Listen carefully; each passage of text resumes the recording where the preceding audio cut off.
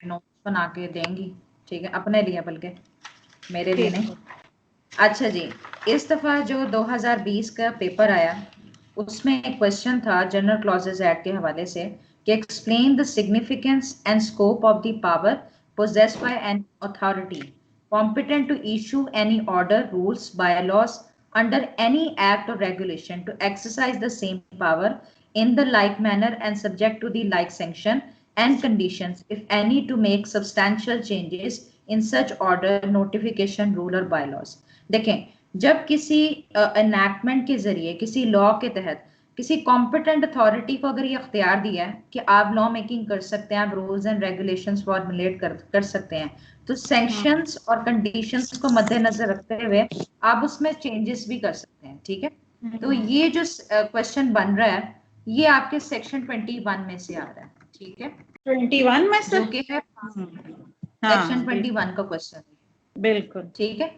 Section 21 ये कह रहा है कि जब आप किसी एक्ट, सेंट्रल एक्ट की रेगुलेशन के तहत ये पावर दे दी जाए कि भाई आप लॉ मेकिंग कर सकते हैं, रूल्स एंड रेगुलेशंस बना सकते हैं, तो फिर उसमें ये भी आपकी पावर इंक्लूडेड है कि आप उसमें एडिशन भी कर सकते हैं, अमेंडमेंट भी कर सकते हैं, वेरिएशन भी कर सकते हैं, उसको रिसेंड भी कर सकते हैं जो आपने लॉ इशू किया है या जो बाय लॉज बनाए, ठीक है ना।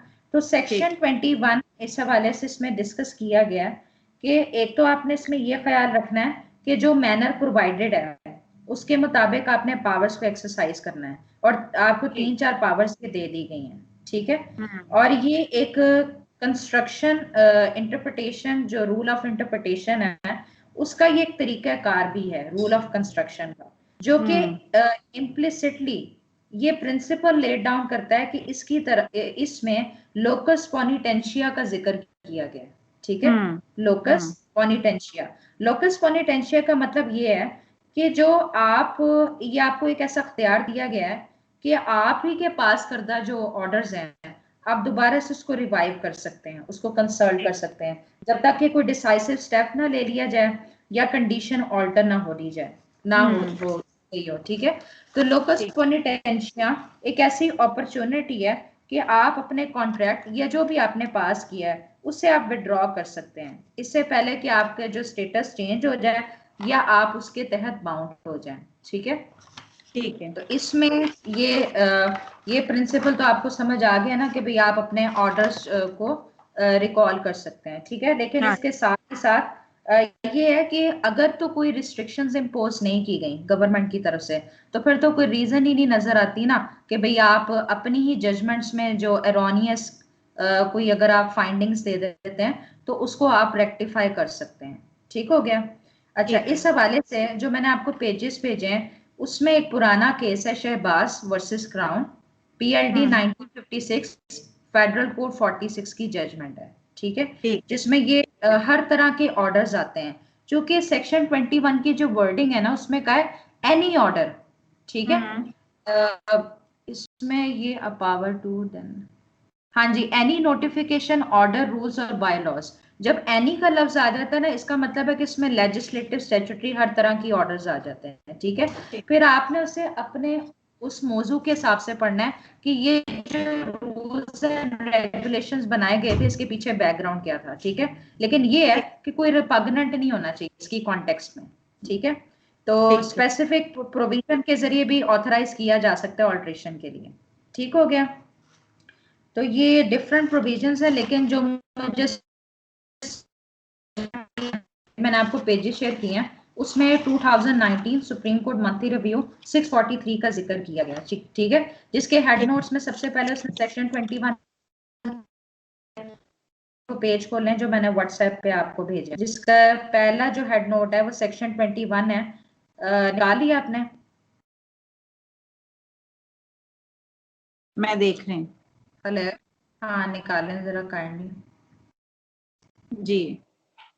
अच्छा जी, सेक्शन 21 में ये हेड नोट दिया गया है कि आपके जो अख्तियारात हैं कि आप अमेंड कर सकते हैं, उसमें एडिशन कर सकते हैं, रिसेंड कर सकते हैं, तो जिसको ये कॉम्पिटेंसी दी गई है वो सेक्शन 21 के तहत ये तमाम पावर्स को अवेल कर सकता है, ठीक है।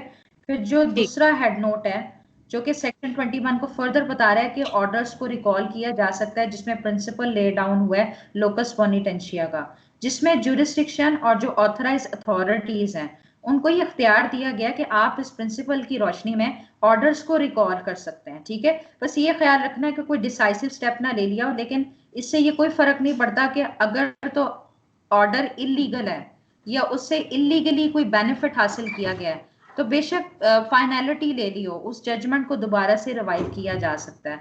बस शर्त ये है कि जो अगर किसी के राइट्स क्रिएट हो गए ना लीगली, आप उसको दोबारा से उसकी कंडीशन को ऑल्टर नहीं कर सकते। क्लियर है मेरी बात? हाँ, लेकिन ये है कि जैसे कि मैंने आपके साथ फ्रॉड किया, मिसरिप्रेजेंटेशन की है और मैंने वो फैसला ले लिया और मैंने उससे फायदा भी उठा लिया है, उसकी कंडीशन ऑल्टर की जा सकती क्योंकि उसकी बुनियाद ही गलत थी। ठीक है, ये इसका बी जो हेड नोट है ये इंपॉर्टेंट है।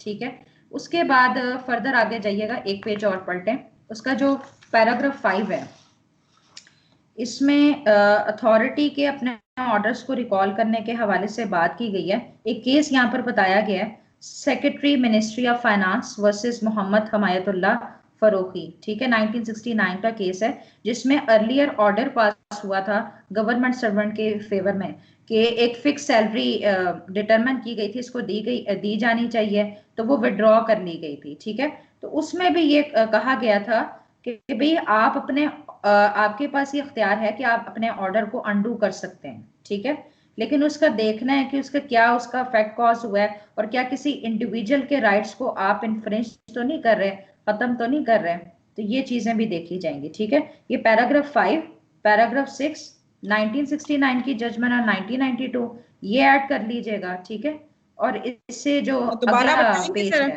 पैराग्राफ 7 पे, मैं दोबारा बोलती हूँ, पैराग्राफ 5 जो था ना, पीएलटी 1969 का केस है जो जिसमें एक सैलरी फिक्स की गई थी, तो उसको विड्रॉ कर दिया गया था ऑर्डर को। एक ये आपने अपने इस क्वेश्चन में मेंशन करना है। समझ आ रही है आपको? हेलो मुमना, आपको मेरी ठीक है जी, आवाज आ रही है?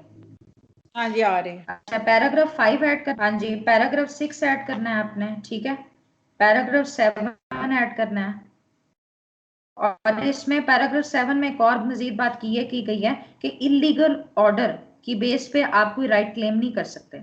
ठीक है, वो उसको फिर अथॉरिटी उसको अमेंड और रिसेंड करने का इख्तियार रखती है और इस हवाले से कोई लीगल बार इम्पोज नहीं की गई। क्लियर है? हाँ जी, समझ आ रही है आपको? हाँ उसके बाद नेक्स्ट पेज पे आ जाएं, पैराग्राफ 10 है जो जो कि सेक्शन 21 के हवाले से सारे पॉइंट्स एलैबोरेट कर लिए गए हैं। ये लाजमी आपने 2019 की जजमेंट के हवाले से लिखना है। सबसे पहले बात तो ये की गई है कि section 21 of general clauses act के तहत अथॉरिटी के पास ये अख्तियार है कि वो वेरिएशन कर सकती है, अमेंड कर सकती है, रिसेंड कर सकती है। ठीक है, दूसरी बात, वो अपने अर्लियर ऑर्डर को रिकॉल भी कर सकती है लोकस पॉनिटेंशिया की प्रिंसिपल पर। ठीक है, लेकिन लोकस पॉनिटेंशिया की आगे फर्दर एक्सेप्शन भी है कि जहां पर कोई डिसाइसिव स्टेप ले लिया गया और उसने अपनी पोजीशन ऑल्टर कर दी है। ठीक है, चौथा पॉइंट ये है ठीक। कि कोई भी इलीगल एक्ट, इलीगल ऑर्डर की बेस पे कोई अपना राइट अवेल नहीं कर सकता। ठीक है, ये नहीं कह सकता कि फाइनलिटी हो गई है, लेकिन पेक्यूनरी जो बेनिफिट्स आप ऑलरेडी ले चुके हो ना, वो आप नहीं ले सकते। शर्त सिर्फ ये है कि आपने फ्रॉड मिसरिप्रेजेंटेशन करके वो ऑर्डर लिया है अदालत से, फिर तो वो आपको दोबारा से वो रिस्टोर करना पड़ेगा। क्लियर है? हाँ जी। अच्छा जी, उसके बाद ये दूसरी जजमेंट जो 2005 की, ये भी मैंने पेज शेयर किया है, 2005 सुप्रीम कोर्ट मंथली रिव्यू 1814। इसमें सिर्फ पहला जो हेड नोट है लोकस पॉनिटेंशिया, ये वही वाली बात कर रहा है कि इसमें ये बताया गया कि इलीगल बेस पे या फिर अगर लगता है कि ऑर्डर सही पास नहीं हुआ, तो जब फाइनलिटी हो जाती है आप ये नहीं कह सकते कि उसको दोबारा से कभी खोला नहीं जा सकता, और ना ही इलीगल ऑर्डर की बेस पे परपेचुअल राइट्स अवेल किए जा सकते हैं। ठीक है, तो यहाँ पर प्रिंसिपल ऑफ पॉनिटेंशिया एप्लीकेबल हो जाता है। क्लियर है? ये ए जो है ना लोकस पॉनिटेंशिया, ये फिर आप लिख लीजिएगा और ऑडी अल्टरम पार्टम भी देख लीजिएगा जी। ये आप इससे ये एलैबोरेट हो जाएगा। क्लियर है? हाँ जी क्लियर है। अच्छा जी, ये आगे जाने से पहले थोड़ा सा ना प्रीवियस ये रिकॉल कर लें। सबसे पहले ना हम सेक्शन 20 की बात करते हैं कि यहाँ से हमें ये पता चल रहा है कि कौन सी प्रोविजंस बताई गई हैं जो रूल्स एंड ऑर्डर्स के हवाले से फॉर्मुलेट